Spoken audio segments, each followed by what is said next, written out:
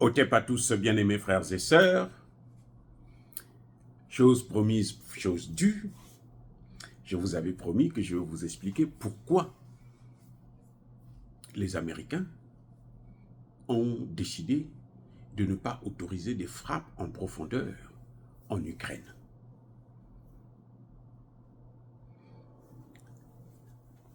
Vous voulez gagner la guerre, non? Vous voulez que l'Ukraine gagne la guerre, non? Si vous voulez que l'Ukraine gagne la guerre, il faut lui donner les armes pour gagner la guerre. L'Ukraine vous dit que moi, pour gagner cette guerre, il faut que je frappe en profondeur, que je détruise le nucléaire russe, que je détruise les bases militaires russes, que je détruise les dépôts de munitions, les dépôts de carburant, les usines de fabrication d'armes, les ceci, les cela. Il faut que je le fasse pour que je gagne la guerre. Voici mon plan. Le plan de la victoire de Zelensky, c'est un projet, c'est un ensemble de souhaits.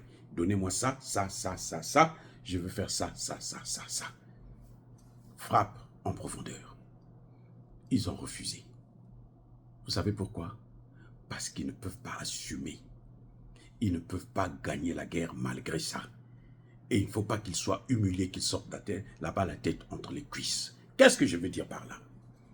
Eh bien, les États-Unis et les pays européens n'ont pas assez de munitions pour tenir une guerre de haute intensité en Ukraine. Je reprends.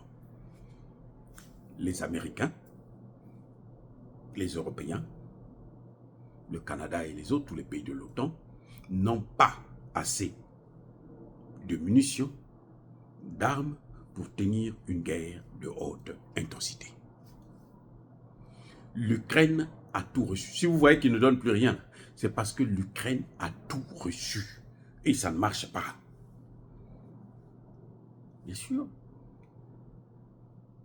Comme ils n'ont plus rien à donner à l'Ukraine, pour éviter la honte, ils se disent, vaut mieux arrêter, vaut mieux dire qu'on ne peut pas te donner ces armes. Mais ils le savent. Et surtout qu'ils ont ouvert un deuxième front au Moyen-Orient. On ne sait pas jusqu'où ça va aller. Maintenant, ils ont ça comme une patate chaude. Parce que contrairement à ce qu'on croyait, on se disait que le Hezbollah était éliminé. Mais ils ont ressurgi et ils sont en train d'amener des frappes. Oui, à leur adversaire. Il y a des morts et des blessés. C'est une situation qui est en train de s'aggraver. Au point où les Américains disent, nous devrons envoyer maintenant un autre système de défense. Celui qu'il y a là, il ne marche pas. Il faut envoyer un autre. Et ils sont même en train d'envoyer des centaines de soldats au front. Donc, ils ne peuvent pas tenir plusieurs guerres en même temps. Et nous apprenons que la Chine a encerclé Taïwan. Au moment où je suis en train de parler là, Taïwan est encerclé. La Chine est en train de faire un exercice militaire en encerclant leur ennemi.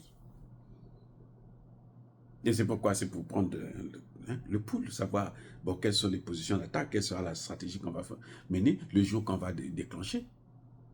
Et plus ils vont continuer à nuire le monde, à déstabiliser le monde, mais ils vont voir ce qui va se passer là-bas aussi. Ils n'ont pas d'armes pour tenir une guerre de haute intensité. Vaut mieux ne pas commencer.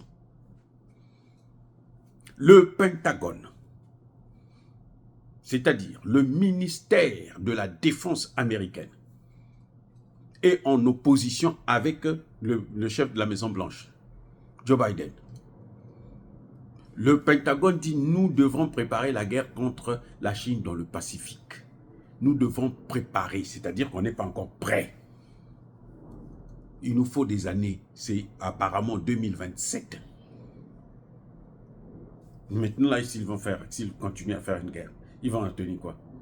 Mais eux-mêmes, ils vont se faire humilier, ils vont se faire écraser. Ce n'est pas par hasard qu'ils ne veulent pas donner l'autorisation à l'Ukraine. Et c'est ça que l'Ukraine devrait comprendre. Mais je pense que Zelensky a compris parce qu'il y a quelqu'un qui a dû le lui expliquer. Quand il est allé en Allemagne, pourquoi l'Allemagne lui a dit qu'il faut les négociations? Vous croyez qu'il ne lui a pas expliqué que mais on n'a plus rien? L'Allemagne lui dit il faut des négociations, l'Allemagne lui donne quand même 600 millions. C'est pour dire que voilà ce que nous pouvons faire pour toi. Mais on ne peut pas faire plus. Donc, il faut aller négocier. Ça veut dire quoi? Ça veut dire que, en fait, les frappes en profondeur, les États-Unis ne veulent pas se faire humilier. Vous n'avez pas entendu parler que les patriotes, là, les HIMARS et autres, c'était des game changers? Vous n'avez pas entendu ça? Moi, j'ai entendu ça. Moi, j'ai écouté sur les propagandes françaises et américaines. Ils ont bien dit que ça, that is the game changer. Ça a changé quoi, là? Entre nous, ça a changé quoi? Mais rien. Au contraire. Au contraire. C'est la débandade totale. Vous les entendez encore parler de Kourx? Parce qu'à Kourx, là, les carottes sont cuites. Eh oui, à Kourx, les carottes sont cuites. Les pauvres, ceux qui ont accepté de mener cette guerre proxy, sont en train de payer un prix fort. Et c'est ça qui nous fait mal, nous, panafricanistes. Parce que nous avons un autre esprit, on aime la paix. C'est pour ça que vous voyez, chez nous, les gens sont toujours contents, ils dansent, ils boivent, ils mangent, tout machin, ils font toujours la fête. Parce que nous, on aime la paix. Même si on est pauvre, là, mais on veut la paix. Laissez-nous tranquilles. Bref, si les Américains ont interdit aux Européens, ils ont interdit. On vous dit non, mais vous savez, dans les armes européennes, là, il y a quelques pièces, il y a au moins une pièce qui vient des États-Unis. C'est pour ça que les États-Unis ne veulent pas que les Européens, même les Européens, puissent le faire. Non, les amis, ça c'est du blabla. C'est du blabla. C'est du blabla. Les pièces là, ils ont vendu. Quand tu vends l'arme à quelqu'un, tu lui as pas prêté. Quand tu prêtes à quelqu'un, là, tu as toujours le contrôle là-dessus parce que c'est pour toi. Lui, il l'utilise seulement un temps et puis il te ramène ça. Mais quand vous vendez la technologie, mais le monsieur a le droit de modifier cette technologie. Qui vous dit que les pièces que les Américains avaient données là sont toujours les mêmes, que les Européens n'avaient pas changé ça? Ça, ce sont des raisons, des échappatoires pour ne pas assumer la honte qu'ils ont perdue face à la Russie. L'OTAN a perdu face à la Russie. Pas l'Ukraine, je parle bien de l'OTAN.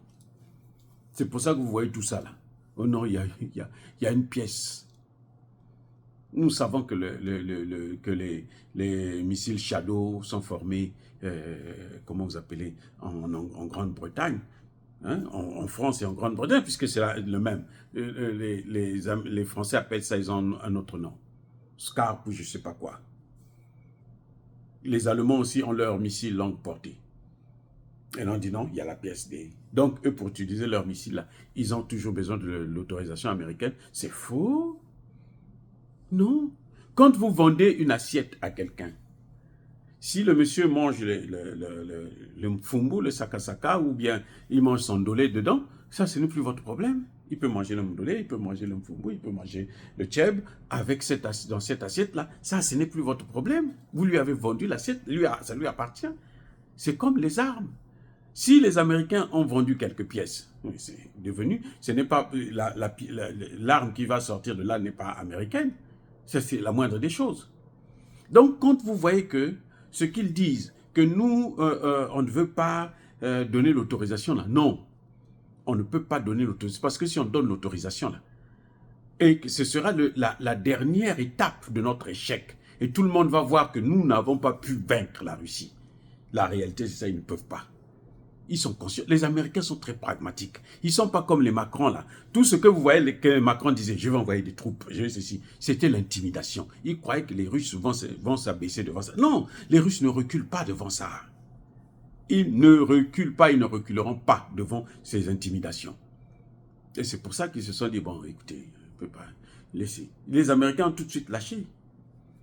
L'Ukraine a déjà été lâchée.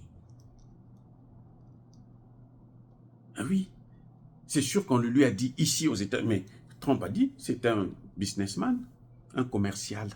On l'a appelé le commercial. Il vient, il a des mots qui lui permettent d'avoir de l'argent, c'est tout. Ça n'a rien à voir avec, techniquement, sur le plan militaire. Ça n'a rien à voir. C'est une raison politique qu'ils sont en train de donner. Ce n'est pas une raison militaire, c'est une raison politique. Militairement parlant, mais la Russie, l'Ukraine frappe déjà en profondeur. Jusqu'au Kremlin, au-dessus du Kremlin, au-dessus des installations nucléaires. L'Ukraine frappe. On les arrête. Oui. Et s'ils le faisaient, les Russes devaient s'attaquer à eux. C'est ça qu'ils ne veulent pas. Parce que les informations, il faut qu'eux, ils donnent les informations. Ce n'est pas, mais ils n'ont pas aussi assez d'armes. Si vous donnez le peu que vous avez là, mais vous-même, si on vous attaque, vous allez faire quoi? Si ça se déclenche là, ils vont faire quoi? Toutes les armes qu'ils ont données à l'Ukraine, toutes, sont caduques. Les Français, les Ukrainiens disaient que les chars français, ils disent aux Français, reprenez vos chars là. On peut rien faire avec. Là, nous allons dans l'hiver là, hein, bientôt là. C'est même pas la peine. Ils ne peuvent pas faire la guerre. Parce qu'ils ont des armes qui ne sont pas habitués à utiliser ce genre de machin. Eh oui, ils ne peuvent pas faire la guerre là, en hiver, contre la Russie. Ils ne peuvent pas rentrer en Russie. Avec les armes des Américains, des Européens. Ce n'est pas possible. Parce que les armes là ne sont pas adaptées à ce climat. Puisque eux, ils ne font jamais la guerre chez eux. Le Canada, c'est un pays qui vous fait très froid, mais ils ne font jamais la guerre là-bas. Comment vous allez essayer vos trucs? Pour essayer ça, il faut la guerre. Vous avez vu en 2 ans, hein, l'armement nucléaire, l'armement russe a changé complètement. Parce qu'ils sont en guerre. Si vous ne faites pas la guerre, vous ne pouvez pas. Et puis, ce n'est pas lorsque vous faites la guerre proxy que vous allez être fort. Non, c'est faux. Vous faites la guerre proxy, là. Vous êtes devant des ordinateurs. C'est comme des jeux, vous êtes en train de jouer. Les autres sont dans la réalité. Il ne suffit pas de faire même des exercices militaires, ça ne joue pas assez. Les Russes ne connaissaient pas les drones quand ils ont commencé. Ils n'utilisaient pas les drones. En tout cas, très peu. Ils ne fabriquaient pas. Aujourd'hui, les Russes fabriquent des drones, mais plus sophistiqués que ceux qu'ils ont pris chez les Ukrainiens, les Iraniens. C'est ça le problème. Donc, quand ils vous disent que nous, on ne donne pas l'autorisation parce que ceci, cela, tout ça, c'est des échappatoires parce qu'ils savent qu'ils sont en retard devant la Russie dans le domaine militaire. C'est ça la vraie raison. Ils savent qu'ils sont en retard et ils ne peuvent pas tenir une guerre conventionnelle, une guerre de haute intensité pendant longtemps face à la Russie. Ils le savent. Et s'ils se lancent dans cette guerre-là, surtout les pays comme les pays de la Pologne, la Roumanie et autres, la Russie va écraser ça. Ils vont écraser ça. Regardez, même le Hezbollah arrive à traverser les dômes de fer que les Américains ont fabriqués. Ça veut tout dire. C'est le manque et la faiblesse qui ont poussé les Américains à abandonner l'Ukraine. J'espère que l'Ukraine a compris que ce qui est mieux pour lui, c'est de négocier avec la Russie et que celui qui perd la guerre ne peut pas être celui-là qui pose les conditions de cesser le feu. Soyez bénis, abondamment bénis par le Dieu des Kémites et par nos ancêtres évangélisés. Mais que tous ceux qui persécutent le continent africain, le pillent et le déstabilisent, qu'ils soient noirs, blancs, chinois, arabes, juifs, indiens, qui qu'ils soient punis, maudits, foudroyés, neutralisés, écrasés, effacés par le Dieu des Kémites et par nos ancêtres évangélisés. Vive l'Afrique éternelle. J'ai dit et j'assume.